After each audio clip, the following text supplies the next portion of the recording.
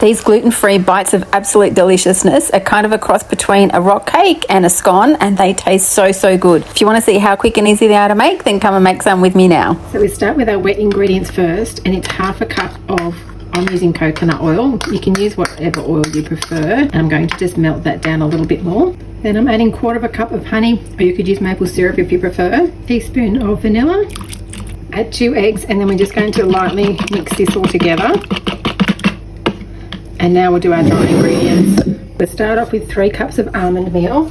I don't have mine heavily packed in there. I just kind of sprinkle it into the cup. A little pinch of salt. Half a teaspoon of Bi-Carb Soda. 1 teaspoon of baking powder. 1 teaspoon of cinnamon. Half a teaspoon of allspice. And then add whatever flavour you want. I'm doing a mix of sultanas and currants. You can do chocolate chips, whatever you prefer. Just going to give that a light whisk just to make sure it's all combined. Making a little bit of a well in the centre. I'm going to add my wet ingredients and just mix that together. Just get our lined baking tray. Then I just use my 1/3 cup as a rough guide to get them about the same size. Roll it into a ball. Just sort of getting it into a bun shape, and then pop it on my tray and just repeat that. It doesn't have to be exact. Just so that they all cook roughly the same time frame. Then when they're all rolled out, we just put that aside to make our cross paste. Now I find that the almond meal is a little bit too much of a coarse flour. I'm going to use rice flour. You can use coconut flour, whichever flour you've got, and it's just 1 tablespoon of that. And then it's around a tablespoon of water. I just start with about half a tablespoon and start mixing it in. If you use coconut flour, that is a much more absorbent flour and it will use more liquid. So I just want to mix that together to form a paste, and I just keep adding a little bit of liquid at a time. Once you have that to a paste-like consistency, just get my little snap-lock bag. You can get a piping bag if you've got one. Just pour that in. Might be a little bit too runny, we'll see. Just snip the corner.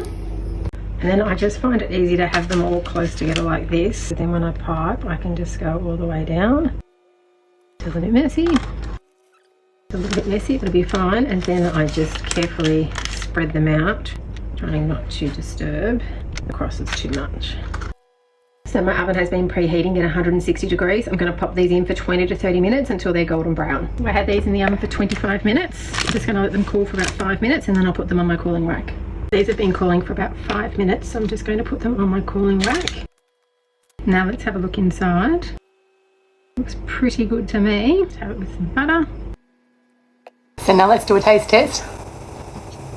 That is so delicious. I can't believe this is gluten-free. Yes, it is different to a traditional hot cross bun that does have gluten in it. It is a slightly different texture. This is such an easy alternative if you are gluten-free. So if you have been after a gluten-free hot cross bun recipe, then definitely like and save this so you can make this recipe for yourself and your family. And if you are someone that would like to spend less money in 2025 at the grocery store, but still have delicious, yummy, indulgent food like this, then make sure you follow along.